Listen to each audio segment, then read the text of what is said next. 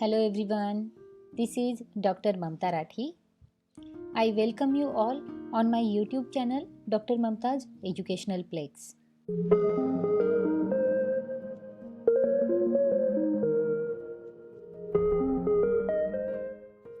Friends, we have discussing our corporate accounting's MCQ questions with logical answers. This is our 5th series. Before this, we have discussed our 4 series of corporate accounting in which we have solved 160 questions of MCQ type questions. So, in this series, we will continue with our MCQ type questions. If you want to study the 4th series, then I have given the link of that series in my description box. Please go through the link and study all the videos. So now let us proceed with this series with our 161th question. Premium received on issue of shares cannot be utilized for the issue of bonus shares, for writing of preliminary expenses, for providing premium payable on redemption, for distribution of dividend.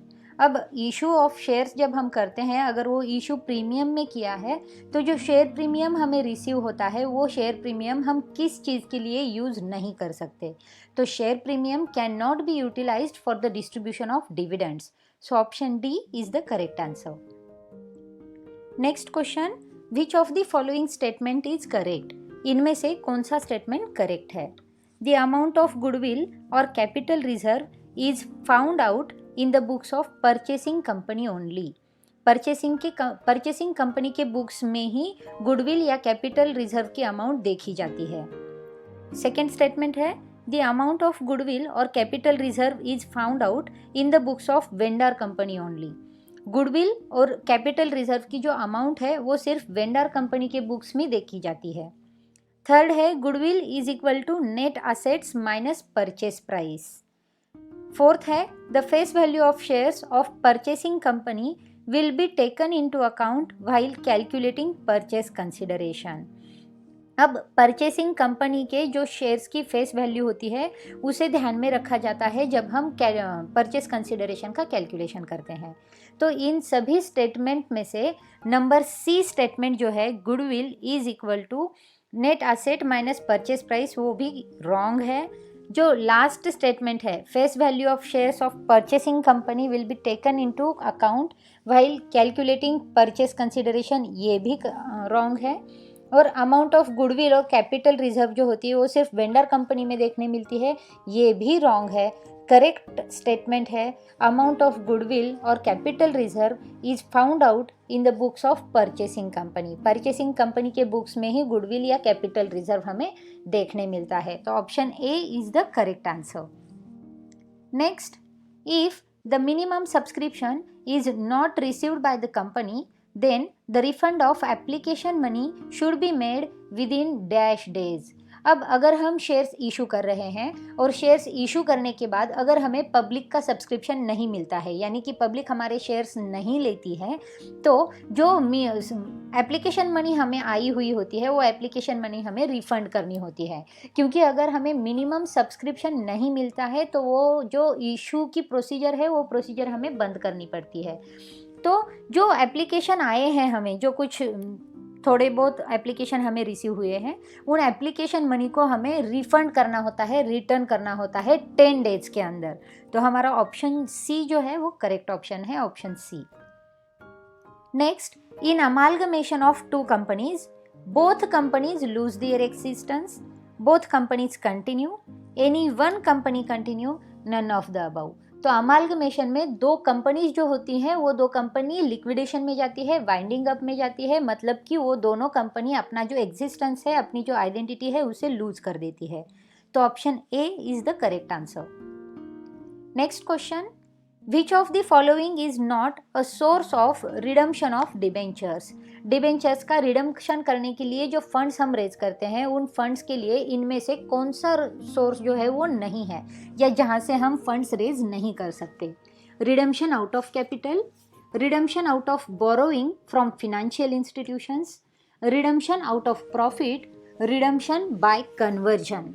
अब जैसे कि हमें पता है debenture का redemption जो करते हैं उसके लिए हम रिडम्पशन आउट ऑफ कैपिटल कर देते हैं, रिडम्पशन आउट ऑफ प्रॉफिट भी होता है, या फिर रिडम्पशन में हम कन्वर्जन भी करते हैं, जैसे कि डिबेंचर जो है उसे हम शेयर्स में कन्वर्ट कर देते हैं। लेकिन redemption out of borrowing from financial institutions हम नहीं करते हैं। फिनेंशियल इंस्टीट्यूशन से कुछ बोरो करेंगे और फिर रिडम्पशन करेंगे, ये वाली चीज़ नहीं होती है। तो option B is the correct answer. Next question, the acquire in a business combination is also called holding company, parent company, subsidiary company, none of these। Business जो एक्वायर किया जाता है उस कॉम्बिनेशन को क्या कहा जाता है? तो उसे कहा जाता है subsidiary company. Option C is the correct answer. Next, if company A purchases the majority shares of company B, what combination would this be refer to? जब कंपनी ए कंपनी बी के मेजॉरिटी शेयर्स को purchase कर देती है तो उसे क्या कहा जाता है? तो उसे कहा जाता है टेक ओवर, या फिर उसे कहा जाता है होल्डिंग कंपनी, जिसमें एक कंपनी दूसरे कंपनी के 50% से ज़्यादा शेयर्स जो होते हैं, मेजॉरिटी पार्ट ऑफ शेयर्स जो होती हैं, उसे टेक ओवर कर लेती है। Option B is the correct answer. Next, while calculating purchase price the following values of assets are considered। अब परचेस कंसिडरेशन जब हम कैलकुलेट करते हैं, या फिर परचेसिंग प्राइस एग्जिस्टिंग कंपनीज़ की जो हम कैलकुलेट करते हैं, ओल्ड कंपनीज़ की, तो परचेस कंसिडरेशन में जो एसेट्स होते हैं उन एसेट्स की वैल्यू जो होती है वो कौन सी वैल्यू हम कंसिडर करते हैं? उनकी बुक वैल्यू या उनकी न्यू वैल्यूज़ जो फिक्स होने वाली है, एवरेज वैल्यूज़ या मार्केट वैल्यूज़? तो जनरली ऐसे देखा जाता है कि परचेस प्राइस जो होती है उनमें जो वैल्यू ऑफ एसेट्स है वो न्यू वैल्यूज़ जो होते हैं फिक्स्ड किए हुए उन पर डिपेंड होती है। तो ऑप्शन बी जो है वो हमारा करेक्ट आंसर है। Next question, shares received from the new company are recorded at face value, average price, market value, none of the above. अगर हमें न्यू कंपनी से कोई शेयर्स मिल रहे हैं परचेस कंसिडरेशन के टाइम पर, तो उन शेयर्स की जो वैल्यूएशन है वो वैल्यूएशन कौन सी होगी? तो वो जो शेयर्स है वो न्यू कंपनी के शेयर्स हैं, नए से हमें मिल रहे हैं, तो उनकी जो मार्केट वैल्यू रहेगी उसी वैल्यू में हमें वो शेयर्स मिलेंगे। तो ऑप्शन सी जो है वो करेक्ट आंसर है। Next, in amalgamation of two companies both companies lose their existence, both companies continue, any one company continues, none of the above. अभी हमने ये क्वेश्चन को देखा था। अमालगमेशन में दोनों कंपनीज जो हैं वो अपना एग्जिस्टेंस लूज करती हैं, अपनी आइडेंटिटी को लूज करती हैं। तो option A is the correct answer. When purchasing company pays purchase consideration it will be debited to business purchase account, assets account, liquidator of selling company's account, none of the above. जब purchasing company purchase consideration की price को pay करती है तो उसको वो कौन सी account को डेबिट होता है? तो वो होता है हमारी लिक्विडेटर, यानी कि सेलिंग कंपनी जो है उस सेलिंग कंपनी के अकाउंट को डेबिट हो जाती है वो परचेस कंसिडरेशन की अमाउंट। तो option C is the correct answer. Next, when the purchasing company bears the liquidation expenses it will debit the expenses to vendor company's account, bank account, goodwill account, none of these. Purchasing company जो है अगर वो liquidation expenses पे करती है तो उसे कौन सी अकाउंट में डेबिट किया जाता है? तो परचेसिंग कंपनी लिक्विडेशन एक्सपेंसेस दे रही है तो उसके लिए ये गुडविल हो जाती है, तो गुडविल अकाउंट के लिए अकाउंट में उस एक्सपेंसेस को डेबिट किया जाता है। Option C is the correct answer.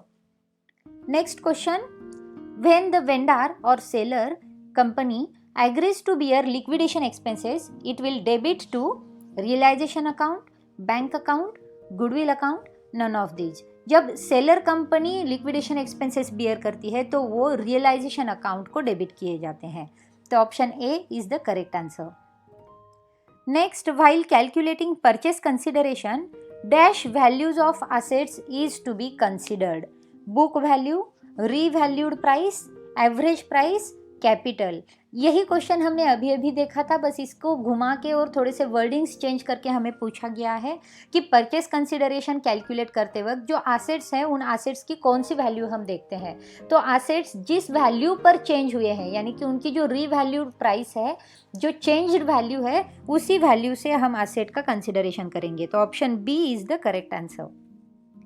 Next, net assets minus capital reserve is equal to purchase consideration. अगर नेट एसेट्स में से हम हमारा कैपिटल रिजर्व माइनस कर देते हैं तो हमारे पास जो अमाउंट आएगी वो अमाउंट होती है परचेज कंसिडरेशन की। तो option C is the correct answer. Next, for final payment to the equity share holders dash dash is debited. Debenture holders account, bank account, preliminary expenses account, none of these. Equity share holders को जब हम final payment देंगे तो कौन सा account debit होगा? तो obvious है हमारा जो बैंक अकाउंट है वो डेबिट होगा, क्योंकि इक्विटी शेयर होल्डर्स को हमें पेमेंट करना है। तो bank account will be debited. Option B is the correct answer. Next, for payment of liabilities not taken over dash is debited. अब जब लाइबिलिटीज टेक ओवर नहीं की गई है और उनका पेमेंट करना है तो वो कौन से अकाउंट में डेबिट होती है? Purchasing company's account, debenture holders account, realisation account, shares in purchasing account. तो वो होते हैं रियलाइजेशन कंपनी को ट्रांसफर। तो option C is the correct answer. Next question, any debit balance in profit and loss account represents dash and such losses will be written off as part of capital reorganisation. अगर profit and loss account जो है वो debit balance represent करता है तो उसे क्या कहते हैं? तो प्रॉफिट एंड लॉस अकाउंट का जो डेबिट बैलेंस होता है वो होता है लॉसेस का। तो यहाँ पर जो ऑप्शन दिया हुआ है वो है एक्यूमुलेटेड लॉसेस, वो है हमारा correct option, option C. Next question, debentures represent the managers share in the business, investment by share holders in business, long term borrowings of a business, trade creditors. Debentures क्या represent करते हैं? तो debentures long term borrowings जो होती है हमारी business की उसे रिप्रेजेंट करते हैं, क्योंकि जनरली डिबेंचर्स जो होते हैं वो 5 ईयर्स, 3 ईयर्स, 6 ईयर्स, 7 ईयर्स के लिए हम इशू कर देते हैं और डिबेंचर्स को एक सिक्योर्ड लोन की तरह देखा जाता है, तो उसे एक लॉन्ग टर्म बोरोविंग भी कहा जाता है। तो option C is the correct answer. Next, sinking fund can be created out of revenue profit, capital profit, premium, capital redemption reserve। sinking fund इनमें से किस फंड से क्रिएट किया जा सकता है? तो sinking fund जो है वो हमारे रेवेन्यू प्रॉफिट से क्रिएट किया जा सकता है। Option A is correct answer. Next, discount and loss on issue of debentures are shown under current liabilities, fixed assets, reserve and surplus, miscellaneous expenditure. जब हम डिबेंचर्स इशू करते हैं और डिबेंचर इशू करते वक्त अगर हम डिस्काउंट देते हैं तो हमें लॉस होता है, या फिर जो लॉस हुआ होता है इशू करते वक्त डिबेंचर्स के ऊपर ड्यू टू डिस्काउंट ही, तो उसे हम कहाँ शो करते हैं हमारी लाइबिलिटीज़ में? तो वो मिसलेनियस एक्सपेंडिचर के अंडर हम उसे शो करते हैं। Discount on issue of debentures के नाम से ही उसे हम शो करते हैं, लेकिन मिसलेनियस एक्सपेंडिचर हेड के अंडर उसे रिकॉर्ड करते हैं। So option D is the correct answer. Next question, loose tools is shown in the balance sheet under the head fixed asset, loans and advances, current asset, miscellaneous assets. अब loose tools जो है वो हमारे assets होते हैं और वो balance sheet में फिक्स्ड एसेट में लिखे जाते हैं। तो हमारा जो पहला हेड होगा फिक्स्ड एसेट, उसी में हम लूज टूल्स को लिखेंगे। तो option A is the correct answer. Next question, final accounts of A company include profit and loss account and balance sheet, profit and loss account and profit and loss appropriation account, trading profit and loss account, profit and loss appropriation account, या फिर trading profit and loss account, profit and loss appropriation account and balance sheet. अब corporate account यानी कि joint stock company का अगर हम final accounts prepare करते हैं तो उस फाइनल अकाउंट्स में हम ट्रेडिंग अकाउंट देखते हैं, प्रॉफिट एंड लॉस अकाउंट देखते हैं, साथ ही साथ फाइनल अकाउंट्स में profit and loss appropriation account भी देखते हैं, और बैलेंस शीट जो है वो स्टेटमेंट तो हमें बनाना ही होता है। तो हमारा ऑप्शन डी जो है वो हमारा करेक्ट ऑप्शन होगा regarding our final accounts preparation. So option D is the correct answer. Next, the price payable by a company for business acquired is known as. अब बिजनेस परचेस करते वक्त जो price पे करती है कंपनी उसे क्या कहा जाता है? तो उसे कहा जाता है purchase consideration. Option A is the correct answer. इस परचेस कंसिडरेशन के बारे में कई क्वेश्चंस हम अब तक सॉल्व कर चुके हैं, उसके ऊपर से हमें ये भी आइडिया आ जाती है, और ये वाले जो क्वेश्चन है वो बस घुमाकर हमें पूछा गया है, तो लॉजिकली हमें हर क्वेश्चन को देखना है। Next question is, a company has issued capital of rupees 40,000 equity shares of rupees 10 each fully paid. It decides to convert its capital into 80,000 equity shares of rupees 5 each. It is a case of decrease in unissued capital, subdivision of share capital, consolidation of share capital, none of the above. अब देखिए company का जो issued capital है वो है 40,000 rupees और जो equity shares है वो है 10 रुपीज़ ईच के, मतलब 10 रुपये का एक शेयर है और 40,000 के इक्विटी शेयर्स है और वो फुल्ली पेड है. अब कंपनी ये डिसाइड करती है कि उनका जो कैपिटल है उसे कन्वर्ट कर रही है इनटू 80,000 इक्विटी शेयर्स. अब 80,000 का इक्विटी शेयर्स में होगा और वो इक्विटी शेयर की जो प्राइस है वो प्राइस हो जाएंगी 5 रुपीज़. तो इनमें कोई चेंज नहीं आ रहा है. तो हो क्या रहा है, तो शेयर कैपिटल जो है उसका सब डिवीजन हमें दिख रहा है जहाँ पर फेस वैल्यू कम हो चुकी है और नंबर ऑफ शेयर्स जो है वो नंबर ऑफ शेयर्स बढ़ गए हैं. तो ये है हमारा sub division of share capital. तो option B is the correct answer. Next, interest on debentures is calculated on issue price, redeemable price, face value, market price. Debentures पर जब इंटरेस्ट हमें देना है तो वो कौन सी अमाउंट पर कैलकुलेट किया जाता है, तो डिबेंचर्स की जो फेस वैल्यू होती है उसके ऊपर हमें इंटरेस्ट पेड करना होता है. तो option C is the correct answer. Next, the balance of sinking fund investment account after the realisation of investment is transferred to sinking fund account. अब सिंकिंग फंड मेथड जो होती है उसमें हम सिंकिंग फंड अकाउंट बनाते हैं और sinking fund में जो अमाउंट रिजर्व करते हैं हम एनुअली उसकी इन्वेस्टमेंट बनाते हैं. तो हमारा सिंकिंग फंड इन्वेस्टमेंट अकाउंट भी रेडी हो जाता है. अब जब हमारा ड्यूरेशन ख़त्म हो जाता है और रिडम्पशन का टाइम आता है तो उस टाइम पर हमें हमारा जो इन्वेस्टमेंट अकाउंट है उसे रियलाइज़ करना होता है. तो इन्वेस्टमेंट अकाउंट को हम रियलाइज़ कर देते हैं और वो जो रियलाइजेशन अमाउंट होती है उसे हम सिंकिंग फंड में लाते हैं, क्योंकि हमारा रिडम्पशन जो होना है वो सिंकिंग फंड से होना है. तो सिंकिंग फंड में वो अमाउंट हमें लानी पड़ती है. इसके लिए इन्वेस्टमेंट की अमाउंट जो रियलाइज्ड अमाउंट है उसे ट्रांसफ़र करना होता है सिंकिंग फंड अकाउंट में. So option C is the correct answer. Next, interest on debenture is variable in nature, fixed in nature, optional, appropriation.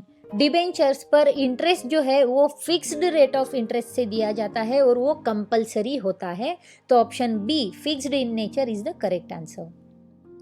Next, in the liabilities side of the company's balance sheet calls in arrears are shown under the heading reserve and surplus, under the heading current liabilities, under the heading secured loans by subtracting the amount from the called up capital. अब liability side में हमारी company की जब balance sheet हम बनाते हैं तो liability side में हम कॉल्स इन एरियर्स को रिकॉर्ड करते हैं, लेकिन कॉल्स इन एरियर्स जो रिकॉर्ड करते हैं वो हम हमारा जो कॉल्ड अप कैपिटल होता है उनमें से माइनस कर देते हैं उस अमाउंट को. तो हमारा ऑप्शन डी जो होगा वो करेक्ट आंसर होगा.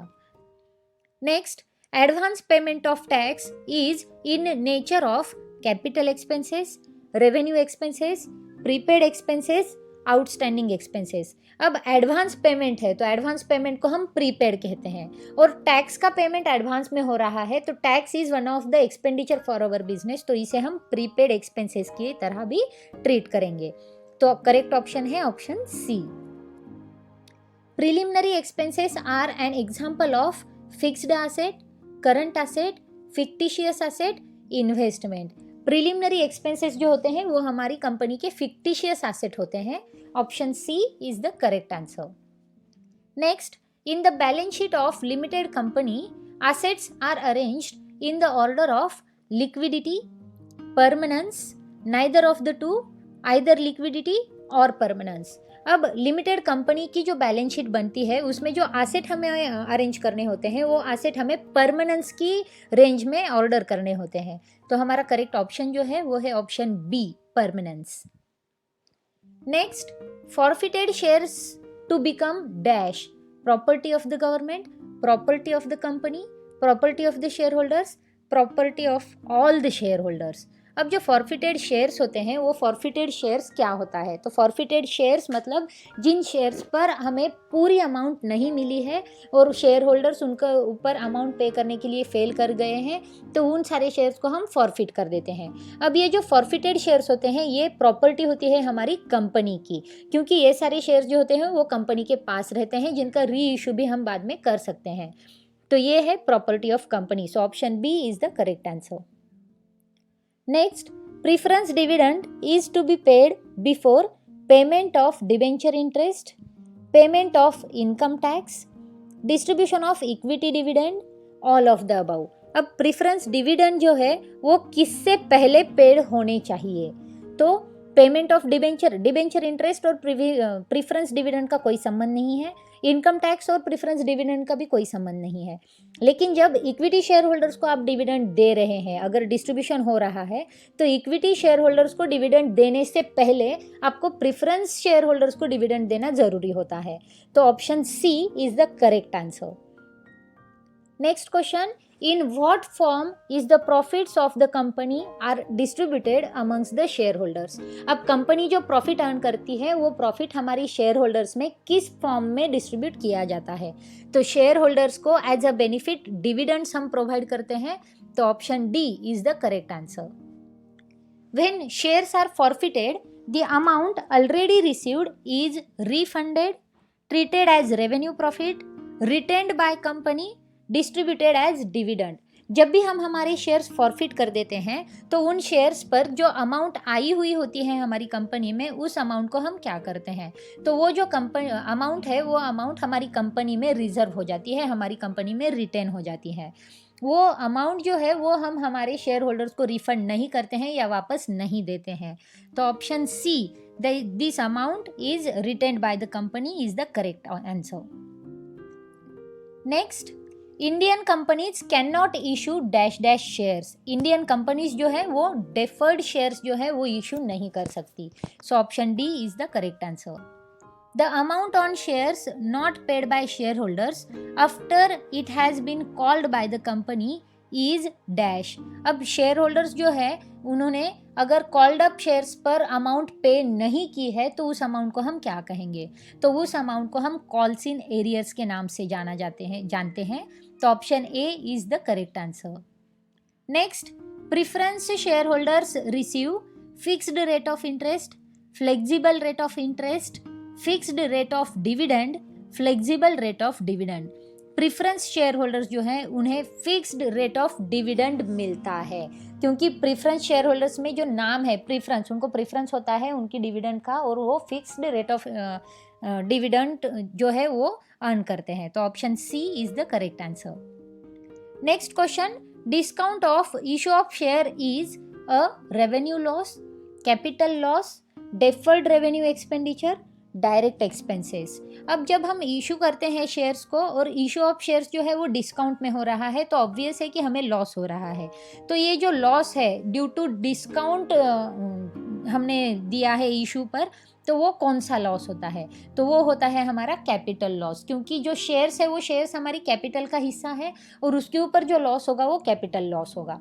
सो option B is the correct answer. So friends, here we have completed our 200 MCQ type questions of our corporate accounting.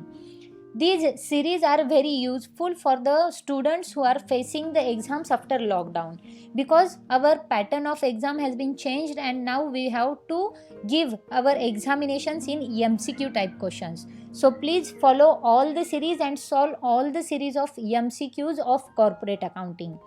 I have given the links of all the series in my description box. Please go through that link and study hard for the facing of our questions. Friends, इन सारी series को आपके दोस्तों के साथ भी share कीजिए ताकि सबको इस सीरीज़ का बेनिफिट मिल सके। आप और आपकी दोस्त मेरी चैनल को सब्सक्राइब कीजिए और बेल आइकन को प्रेस करना ना भूलिए। तो दोस्तों, इन सीरीज़ को आप देखते रहिए। कॉर्पोरेट अकाउंट की सीरीज़ के साथ साथ ही मैंने फिनेंशियल अकाउंटिंग और कॉस्ट अकाउंटिंग की सीरीज़ भी दी हुई है। आप मेरी यूट्यूब चैनल पर जाकर उन सारी सीरीज़ को देख सकते हैं और उन सारी सीरीज़ को पढ़ सकते हैं। तो दोस्तों, पढ़ते रहिए। All the best for your exams and share करते रहिए इन सीरीज़ को। फिर से मिलेंगे एक नए वीडियो के साथ, नए सीरीज के साथ। तब तक के लिए देखते रहिए। Thank you.